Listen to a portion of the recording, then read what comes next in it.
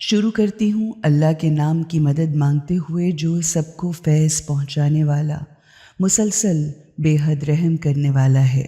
لوگوں کے حساب کا وقت قریب آ گیا ہے، اور وہ لوگ ہیں کہ غفلت اور بے خبری میں پڑے منہ کو موڑے ہوئے ہیں۔ ان کے پالنے والے مالک کی طرف سے جو تازہ یاد دہانی اور نصیحت ان کے پاس آتی ہے، وہ اسے بمشکل سنتے ہیں اور کھیل کود میں لگے رہتے ہیں، یعنی نصیحت کو کھیل اور مذاق سمجھتے ہیں، کیونکہ ان کے دل اس کی طرف سے غفلت میں پڑے ہوئے ہیں۔ اور ظالم لوگ آپس میں چپ کے باتیں کرتے ہیں کہ آخر یہ شخص تم جیسے ایک آدمی کے سوا اور کیا ہے؟ پھر کیا تم آنکھوں دیکھتے اس کے جادو کے پھندے میں پھنس جاؤ گے؟ حالانکہ تم دیکھتے بھالتے ہو اور سوجھ بوجھ بھی رکھتے ہو۔ آپ صلی اللہ علیہ وآلہ وسلم کہیے کہ میرا پالنے والا مالک ہر اس بات کو جانتا ہے جو آسمان اور زمین میں ہے، کیونکہ وہ خوب سننے والا اور بڑا ہی جاننے والا ہے۔ وہ تو یہ کہتے ہیں کہ نہیں، یہ قرآن تو پریشان خواب و خیالات ہیں، بلکہ اس شخص نے خدا پر غلط اور من گھڑت تہمت لگائی ہے۔ نہیں، بلکہ یہ شخص تو اصل میں شاعر ہے۔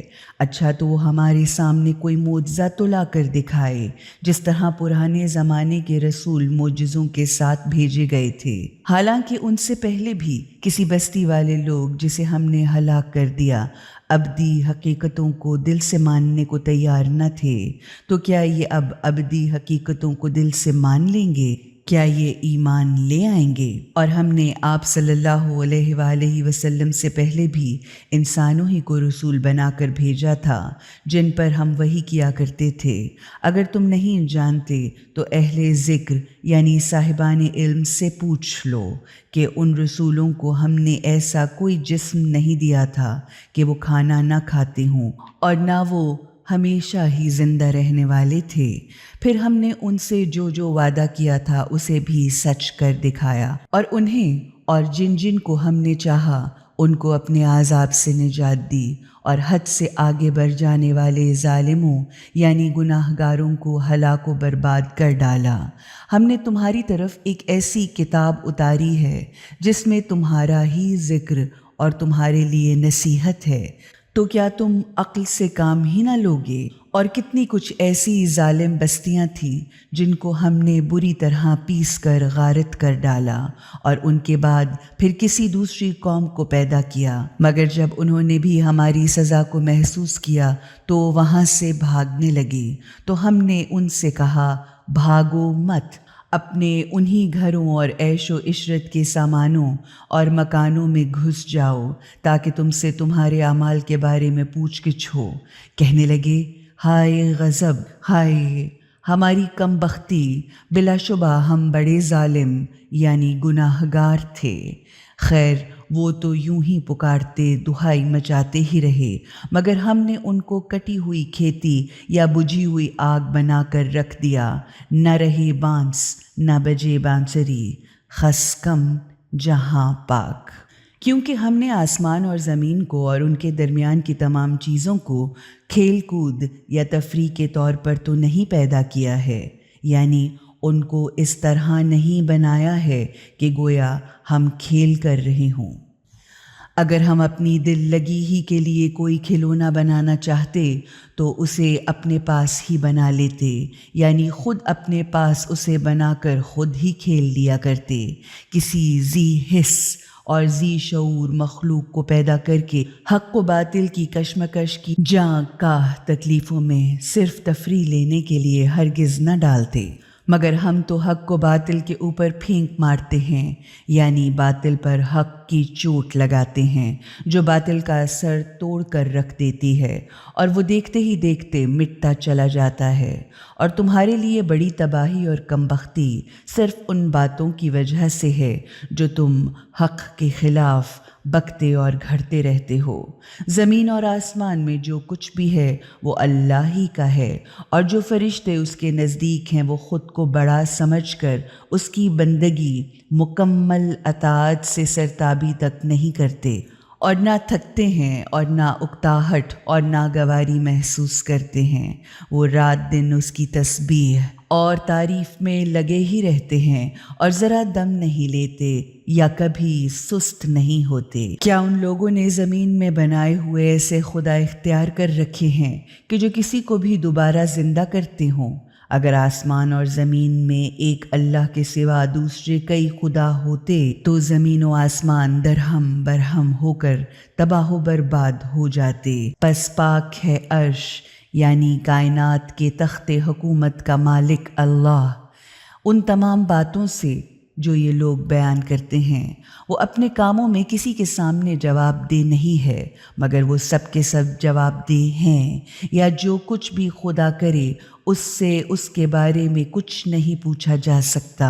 مگر ان لوگوں یا جھوٹے خداؤں سے ضرور پوچھا جائے گا۔ پھر کیا ایسے خدا کو چھوڑ کر انہوں نے دوسرے بہت سے خدا بنا رکھے ہیں؟ کہیے کہ اپنی کوئی دلیل تو پیش کرو۔ مدلل قرآن تو موجود ہے جو ان کی تعلیم کے لیے ہے جو میرے ساتھ ہیں، اور وہ کتابیں بھی موجود ہیں جو مجھ سے پہلے کے لوگوں کے لیے تعلیم اور نصیحت تھیں۔ یہ سب کتابیں خدا کی وحدانیت کی دلیلوں سے بھری پڑی ہیں مگر اس پر بھی ان میں سے اکثر لوگ حقیقت سے بے خبر ہیں یا حق کا علم نہیں رکھتے، اسی لیے وہ حق سے منہ کو موڑے ہی رہتے ہیں۔ اور ہم نے آپ صلی اللہ علیہ وآلہ وسلم سے پہلے کوئی پیغمبر نہیں بھیجا مگر یہ کہ ہم نے اس کی طرف یہی پیغام وحی کے ذریعے بھیجا کہ میرے سوا کوئی خدا نہیں ہے، اس لیے تم لوگ میری ہی بندگی یعنی مکمل اطاعت کرو۔ مگر وہ لوگ یہی بکتے ہیں کہ خدائے رحمان نے اولاد بنا رکھی ہے۔ سبحان اللہ، پاک و بلند ہے اس کی ذات ان تمام نقائص اور جھوٹی انسانی صفات و خواہشات سے، بلکہ وہ تو فرشتے ہیں جو خدا کے غلام ہیں جنہیں خدا کی طرف سے عزت دے دی گئی ہے۔ وہ تو خدا کے حضور بڑھ کر بولتے تک نہیں اور بس اس کے حکم پر کام کیے چلے جاتے ہیں۔ جو کچھ ان کے سامنے ہے اسے بھی خدا خوب جانتا ہے، اور جو کچھ ان سے چھپا ہوا ہے خدا اس سے بھی خوب واقف ہے، اور وہ کسی کی سفارش نہیں کرتے مگر صرف اس کی کہ جس کے حق میں سفارش سننے کو خدا پسند فرمائے، اور وہ سب خدا کے خوف سے ڈرے اور سہمے رہتے ہیں۔ اور اگر بفرض محال جو کوئی ان میں سے یہ کہہ دے کہ اللہ کو چھوڑ کر میں خدا ہوں تو اسے ہم جہنم کی سزا دیں گے، کیونکہ ہمارے ہاں ظالموں کی یہی سزا ہوتی ہے، یعنی ہم ظالموں گناہ گاروں کو اسی طرح کی سزا دیا کرتے ہیں۔ کیا حق کے منکروں یعنی کافروں نے غور نہیں کیا کہ آسمان اور زمین سب بند تھے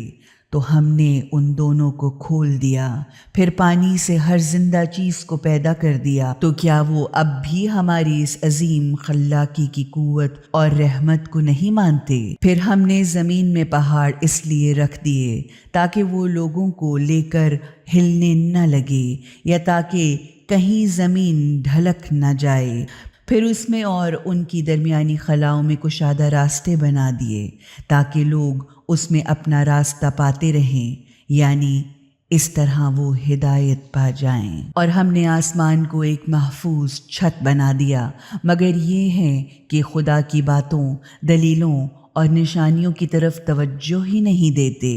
یا ان سے اپنا منہ موڑے رکھتے ہیں، حالانکہ وہ اللہ ہی تو ہے جس نے رات اور دن بنائے اور سورج اور چاند جیسی عظیم چیزوں کو پیدا کیا جو کہ ہر ایک اپنے اپنے دائرے یعنی فلک میں تیر رہا ہے۔ اور ہم نے آپ صلی اللہ علیہ وآلہ وسلم سے پہلے بھی کسی آدمی کے لیے ہمیشہ کی زندگی نہیں قرار دی۔ اگر تم مر بھی گئے تو کیا یہ لوگ ہمیشہ کی زندگی پا جائیں گے؟ ہر جاندار کو موت کا مزہ چکھنا ہے، اور ہم اچھے اور برے حالات میں ڈال کر تم سب کا امتحان لے رہے ہیں، اور آخرکار تم کو ہماری ہی طرف پلٹنا ہے۔ اور جب حق کے منکر یعنی کافر آپ صلی اللہ علیہ وآلہ وسلم کو دیکھتے ہیں تو آپ کا مذاق اڑاتے ہیں، کہتے ہیں کہ کیا یہی ہیں وہ حضرت جو تمہارے خداؤں کا ذکر برائی سے کیا کرتے ہیں، حالانکہ خود ان لوگوں کا حال تو یہ ہے کہ وہ خدائے رحمان کے ذکر تک سے انکاری ہیں۔ انسان کی خلقت جلد بازی کی خمیر سے ہوئی ہے، یعنی انسان بڑی جلد باز مخلوق ہے، تو عنقریب میں اپنی نشانیاں تم کو دکھاؤں گا تو تم مجھ سے اتنی جلدی مت مچاؤ۔ مگر یہ لوگ یہی پوچھتے رہتے ہیں کہ آخر وہ دھمکی اور سزا کا وعدہ کب پورا ہوگا اگر تم سچے ہو۔ کاش ان حق کے منکروں کافروں کو اس وقت کا کچھ علم ہوتا جب نہ تو یہ اپنا منہ ہی آگ سے بچا سکیں گے اور نہ ہی پیٹھیں، اور نہ ان کو کہیں سے کوئی مدد ہی مل سکے گی، بلکہ اس سزا کا عذاب تو ان پر اس طرح اچانک ٹوٹ پڑے گا کہ وہ بالکل بدحواس ہو کر رہ جائیں گے، بلکہ وہ انہیں اس طرح دبوچ لے گا کہ پھر وہ نہ تو اسے پلٹا کر ٹال ہی سکیں گے اور نہ انہیں ایک لمحہ بھر کی مہلت ہی مل سکے گی۔ اب رہا ان کا مذاق اڑانا، تو مذاق تو آپ صلی اللہ علیہ وآلہ وسلم سے پہلے بھی رسولوں کا اڑایا جا چکا ہے، مگر ان کا مذاق اڑانے والے خود اسی چیز یعنی جہنم کے پھیرے اور گھیرے میں آ کر پھنسے جس چیز کا وہ مذاق اڑایا کرتے تھے۔ گویا رسولوں کا مذاق اڑانے کا انجام یہ ہوا کہ خود ان کی اپنی زندگی اور موت دونوں ایک دلچسپ مذاق بن کر رہ گئی۔ کہہ دیجئے کہ کون ہے جو تمہیں رات میں یا دن میں خدائے رحمان سے بچا سکتا ہے، مگر یہ احمق اپنے ہی پالنے والے مالک کی نصیحت سے منہ موڑے ہی چلے جا رہے ہیں۔ کیا ہمارے علاوہ ان کے خدا ایسے ہیں جو ان کو ہم سے بچا سکیں یا ہمارے مقابلے میں ان کی حمایت ہی کر سکیں؟ وہ بیچارے تو خود اپنی مدد تک نہیں کر سکتے اور نہ ہی انہیں ہماری تائید یا صحبت حاصل ہے اور نہ ہمارے مقابلے میں ان کا ساتھ ہی دیا جا سکتا ہے، بلکہ اصل بات تو صرف اتنی سی ہے کہ ان کو اور ان کے باپ دادا کو ہم نے دنیا کی چند روزہ زندگی کا خوب ساز و سامان اور مال و متاع سے فائدہ اٹھانے کا عارضی موقع دے دیا ہے، اسی لیے وہ لمبی لمبی عمریں جی لیے۔ تو کیا وہ نہیں دیکھتے کہ موت اور بلاؤں کے ذریعے ہم ان کی زمین کو مختلف سمتوں سے کاٹتے گھٹاتے ہی چلے آ رہے ہیں، تو کیا وہ ہم پر غالب آ سکتے ہیں؟ ان سے کہہ دیجئے کہ میں تو وحی الہی یا خدا کے پیغام کی بنا پر تمہیں خدا کے عذاب سے ڈراتا ہوں، مگر جو بہرے ہوں وہ پکار نہیں سنا کرتے جب وہ ڈرائے اور خبردار کیے جاتے ہیں۔ اگر انہیں ایک دفعہ بھی تمہارے مالک کے عذاب کا ایک جھونکا بھی چھو جائے تو وہ چیخ پڑیں گے کہ ہائے ہماری کمبختی، واقعاً ہم ہی ظالم، خطا کار اور گناہ گار تھے۔ ہم قیامت کے دن اعمال کو بالکل ٹھیک ٹھیک تولنے والی ترازوئیں قائم کر دیں گے جو عدل و انصاف کا معیار ہوں گی، پھر کسی شخص پر ذرا سا بھی ظلم نہ ہوگا۔ جس نے رائی کے دانے کے برابر بھی کچھ عمل کیا ہوگا تو ہم اسے بھی سامنے لے آئیں گے، اور حساب لینے اور لگانے کے لیے تو ہم خود بہت کافی ہیں۔ اس سے پہلے ہم موسیٰ علیہ السلام اور ہارون علیہ السلام کو فرقان یعنی حق اور باطل کو الگ الگ کرنے والی کسوٹی، ضیاء یعنی سیدھا راستہ دکھانے والی روشنی، اور ذکر یعنی بھولا ہوا سبق یاد دلانے والی یاد دہانی یا نصیحت عطا کر چکے ہیں ان متقی لوگوں کی بھلائی اور فائدے کے لیے جو احساس بندگی کے ساتھ برائیوں سے بچتے ہوئے فرائض الہیہ کے ادا کرنے والے ہیں، جو اپنے پالنے والے مالک سے بے دیکھے ڈرتے ہیں اور جن کو ہر دم حساب و کتاب کے وقت کا کھٹکا اور دھڑکا لگا رہتا ہے۔ تو اب یہ دوسرا بابرکت ذکر قرآن نصیحت نامہ بھی ہے اور یاد دہانی بھی، جسے ہم نے اب تمہارے لیے اتارا ہے، تو کیا تم اس کا انکار ہی کیے چلے جاؤ گے؟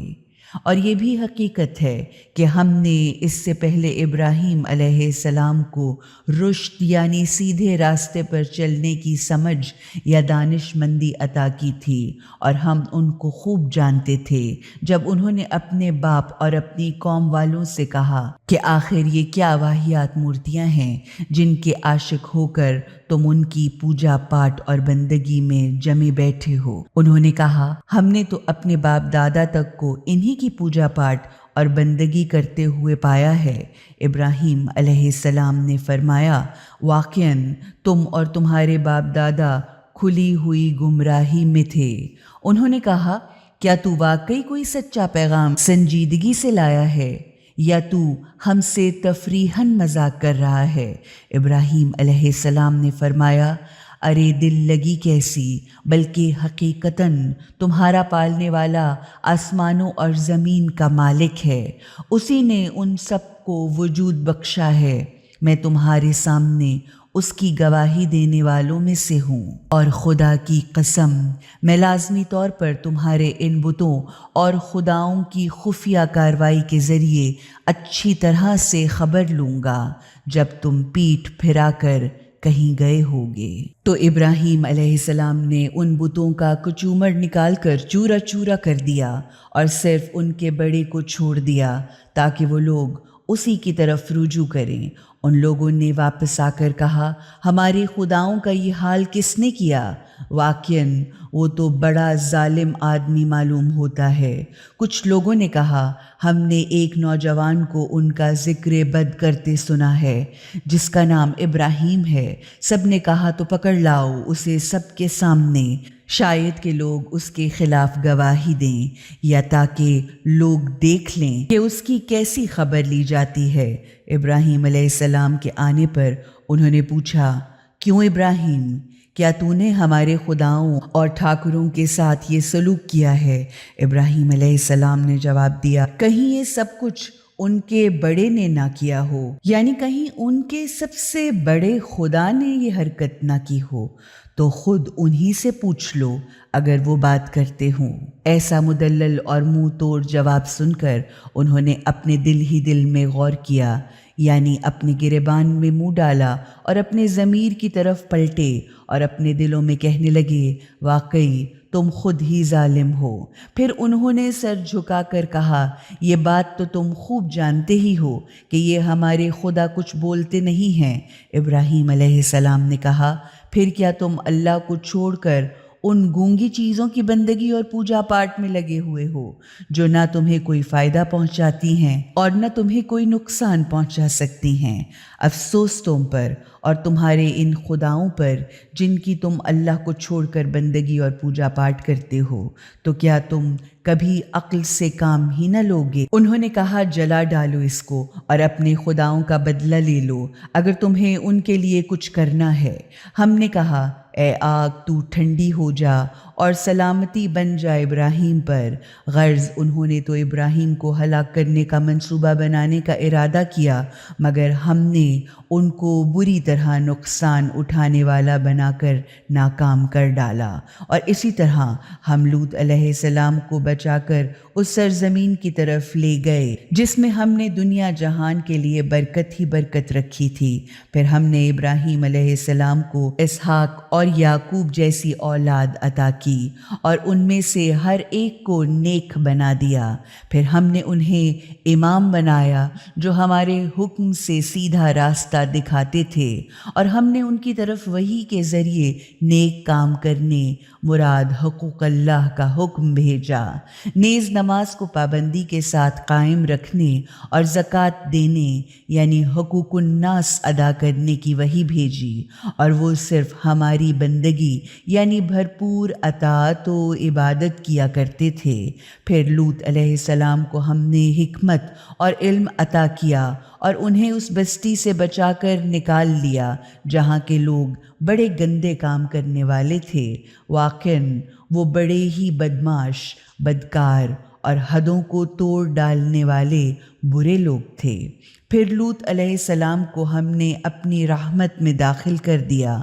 حقیقتاً وہ نیک کام کرنے والے اچھے لوگوں میں سے تھے، اور نوح علیہ السلام کو بھی ہم نے یہی نعمت دی۔ جب لوط سے پہلے انہوں نے ہمیں پکارا تھا تو ہم نے ان کی دعا کو قبول کر لیا، اور ان کو اور ان کے گھر والوں کو بڑے ہی سخت کرب، اذیت اور بے چینی سے بچا لیا، اور انہیں اس قوم پر فتح عطا کی جس نے ہماری باتوں، نشانیوں، دلیلوں اور احکامات کو بری طرح جھٹلایا تھا۔ واقعتاً وہ بڑے ہی برے لوگ تھے، تو ہم نے بھی ان سب کو ڈبو کر ہی چھوڑا، اور داؤد و سلیمان کو بھی اپنی رحمت و نعمت سے نوازا جب وہ دونوں ایک کھیت کے بارے میں فیصلہ کر رہے تھے جس میں رات کے وقت دوسرے لوگوں کی بکریاں پھیل کر اس کو چر گئی تھیں، اور ہم ان دونوں کے فیصلے کو دیکھنے والے تھے۔ پھر ہم نے سلیمان کو صحیح فیصلہ کرنے کی سمجھ دے دی، اور ان میں سے ہر ایک کو ہم نے حکمت اور علم عطا کیا۔ اور داؤد کے لیے تو ہم نے پہاڑوں اور پرندوں کو تابع فرمان کر دیا تھا جن سے ہم نے ان کے ساتھ تسبیح بھی پڑھوا دی، اور اس کام کے کرنے والے ہم ہی تھے، اور ہم نے ہی انہیں تمہارے فائدے کے لیے زرع کا لباس بنانے کی صنعت اور کاریگری بھی سکھا دی تاکہ وہ تم کو ایک دوسرے کی مار سے بچائے یا تمہیں جنگ کے صدموں اور زخموں سے محفوظ رکھیں۔ تو پھر کیا اب تم خدا کا شکر ادا کرنے والے ہو؟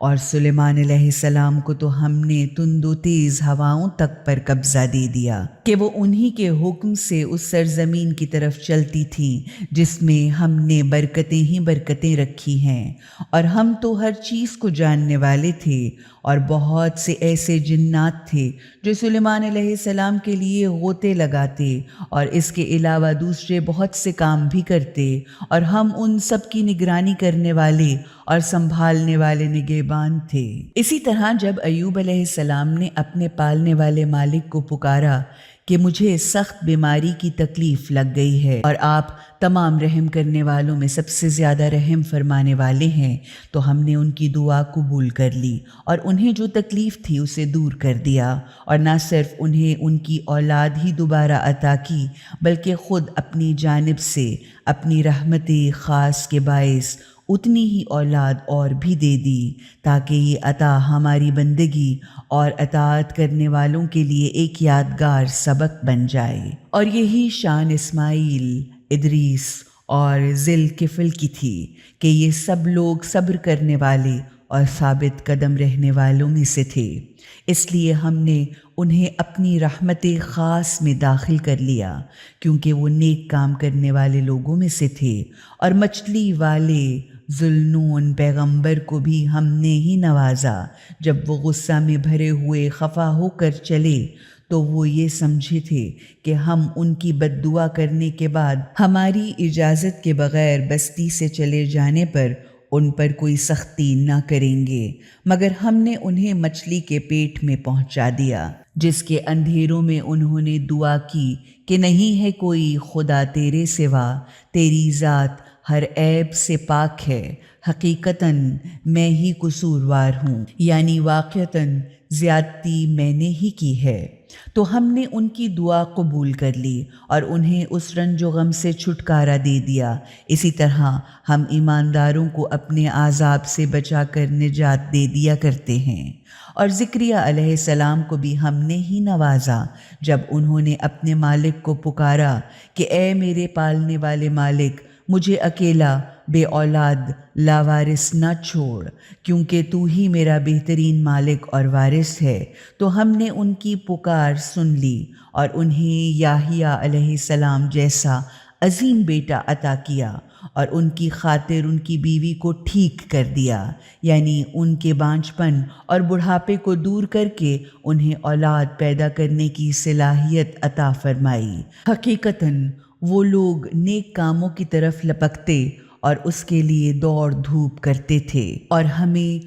امید، خوف اور شوق کے ساتھ پکارتے تھے، اور ہمارے سامنے دب کر رہتے تھے، یعنی ہمارے سامنے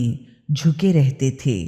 اور وہ بی بی حضرت مریم جس نے اپنی ناموس کو بچا لیا، خود کو مرد کے ناجائز تصرف سے بچا کر اپنی عزت و عصمت کی حفاظت کی تھی، تو ہم نے اس میں اپنی روح کا ایک حصہ پھونک دیا اور اس طرح اسے اور اس کے بیٹے عیسیٰ کو تمام جہانوں کے لیے اپنی عظمت و قدرت کی ایک بھرپور دلیل یا نشانی بنا دیا۔ یہ تمہاری امت، مراد تمام انسان، حقیقتاً ایک ہی امت یا ایک ہی گروہ ہے، اور میں تم سب کا پالنے والا مالک ہوں، تو تم سب میری ہی بندگی یعنی مکمل اطاعت کرو۔ مگر لوگوں نے آپس میں اپنے معاملات کو ایک دوسرے سے الگ تھلگ کر کے دین کو ٹکڑے ٹکڑے کر ڈالا۔ بہرحال کچھ بھی کر لو، مگر ہر صورت میں تم کو ہماری ہی طرف پلٹنا ہے۔ پھر جو شخص نیک کام کرے اس حالت میں کہ وہ ابدی حقیقتوں کو دل سے ماننے والا مومن بھی ہو، تو اس کے کام اور کوششیں اکارت نہ جائیں گی یا اس کی کوئی ناقدری نہ ہوگی، کیونکہ ہم اس کے کاموں کو لکھ رہے ہیں، اور یہ ہرگز ممکن نہیں کہ جس بستی کو ہم نے تہس نہس کر کے تباہ کر ڈالا پھر وہ دنیا میں پلٹ کر واپس نہ آئے، یا اس بستی کے لیے یہ ناممکن ہے کہ وہ پھر دنیا میں واپس نہ آئے، یہاں تک کہ جب یاجوج ماجوج کھول دیے جائیں گے اور وہ ہر بلندی سے دوڑ پڑیں گے اور ہمارے سچے وعدے کے پورے ہونے کا وقت قریب آ لگے گا، تو یکایک جن لوگوں نے ابدی حقیقتوں کا انکار کیا تھا ان کافروں کی نگاہیں پتھرا کر پھٹی کی پھٹی رہ جائیں گی۔ وہ چیخ پکار کر رہے ہوں گے، برا ہو ہمارا، ہائے ہماری کم بختی اور بدبختی، ہم اتنی بڑی چیز کی طرف سے غفلت میں پڑے رہے، بلکہ ہم تو بڑے ہی ظالم، خطا کار اور قصوروار تھے۔ اس میں کوئی شک ہی نہیں ہے کہ تم اور تمہارے وہ خدا جنہیں تم اللہ کو چھوڑ کر پوجتے ہو، وہ سب جہنم کا ایندھن ہیں اور تم کو بھی وہیں جانا ہے۔ اگر یہ واقعی خدا ہوتے تو جہنم میں نہ جھونکے جاتے، مگر اب تو ان سب کے سب کو اسی جہنم میں ہمیشہ ہمیشہ رہنا ہے۔ اس میں ان کی چیخ و پکار ہوگی اور وہاں ان کا یہ حال ہوگا کہ انہیں کان پڑی آواز تک نہ سنائی دے گی، وہاں ان کا یہ حال ہوگا کہ وہ کوئی اور بات نہ سن سکیں گے۔ رہے وہ ایماندار لوگ جن کے لیے ہماری طرف سے بھلائی اور اچھائی کا ان کی نیکیوں کے سبب پہلے ہی فیصلہ ہو چکا ہے، یا جن کے لیے بھلائی پہلے ہی سے مقرر ہو چکی ہے، وہ لوگ اس جہنم سے دور رکھے جائیں گے، وہ تو اس کی آہٹ یا سرسراہٹ تک نہ سنیں گے، وہ اپنی من بھاتی اور دل چاہتی چیزوں میں ہمیشہ ہمیشہ رہیں گے۔ انہیں قیامت کی وہ سب سے بڑی گھبراہٹ کسی قسم کا کوئی رنج نہ پہنچائے گی اور نہ پریشان ہی کرے گی۔ فرشتے بڑھ بڑھ کر ان کو ہاتھوں ہاتھ لیتے ہوئے ان کا استقبال کریں گے۔ یہی ہے تمہارا وہ دن جب تم سے وعدہ کیا جا رہا تھا، وہ دن جب ہم آسمان کو یوں لپیٹ کر رکھ دیں گے جس طرح کاغذ کے خطوط یا طمار لپیٹ دیے جاتے ہیں۔ غرض جس طرح پہلے پہل ہم نے اپنی مخلوق کی پیدائش کی ابتدا کی تھی، پھر اسی طرح ہم اس کو پلٹائیں اور دہرائیں گے۔ یہ ایک وعدہ ہے جس کا پورا کرنا ہمارے ذمے ہے، یقیناً ہم ایسا ہی کر کے رہیں گے، یا یہ کام بہرحال لازمی طور پر ہمیں کرنا ہی ہے۔ اور بے شک ہم نے ذکر، مراد توریت یا تمام انبیاء کی کتابیں یا لوح محفوظ کے بعد زبور میں بھی یہ لکھ چھوڑا ہے کہ آخرکار زمین کے وارث و مالک میرے نیک بندے ہی ہوں گے۔ حقیقتاً اس میں ایک بہت بڑی خبر اور عظیم پیغام ہے ان لوگوں کے لیے جو ہماری بندگی کا احساس تازہ رکھتے ہیں یا جو ہماری عبادت اور اطاعت کرنے والے ہیں، کیونکہ ہم نے جو آپ صلی اللہ علیہ وآلہ وسلم کو بھیجا ہے وہ دراصل تمام جہانوں کے لیے رحمت بنا کر بھیجا ہے۔ اس لیے آپ صلی اللہ علیہ وآلہ وسلم فرما دیں کہ میرے پاس تو یہی پیغام بطور وحی کے آتا رہا ہے، اور تم سب کا خدا صرف ایک خدا ہے، تو کیا اب تم اس کی بارگاہ میں مسلمان ہو کر سر اطاعت جھکاتے ہو؟ پھر اگر وہ اب بھی منہ پھیر لیں تو آپ صلی اللہ علیہ وآلہ وسلم فرما دیں کہ میں نے تو تم سب کو برابر علی الاعلان ڈنکے کی چوٹ پر انکار حق کے برے انجام سے اچھی طرح خبردار کر دیا ہے۔ اب یہ بات میں نہیں جانتا کہ وہ قیامت جس کا تم سے وعدہ کیا جا رہا ہے قریب ہے یا دور، جلدی آئے گی یا بدیر، مگر یہ حقیقت ہے کہ خدا ہر وہ بات جانتا ہے جو بآواز بلند کہی جاتی ہے یا جسے تم چوری چھپے کیا کرتے ہو، اور میں تو یہ سمجھتا ہوں کہ شاید یہ دیر اور یہ وقتی عارضی فائدہ تمہارا امتحان ہے، اور اس طرح تمہیں ایک وقت خاص تک کے لیے بطور امتحان مزے اڑانے کا موقع دے دیا گیا ہے۔ لہٰذا آپ صلی اللہ علیہ وآلہ وسلم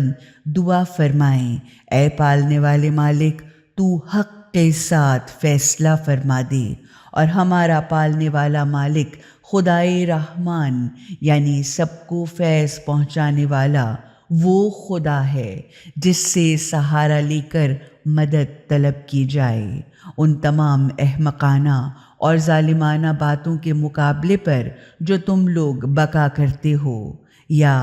ہمارا پالنے والا سب کو فیض پہنچانے والا رحمان ہی ہمارے لیے مدد کا سہارا ہے، ان تمام باتوں کا مقابلہ کرنے کے لیے جو تم بکتے ہو۔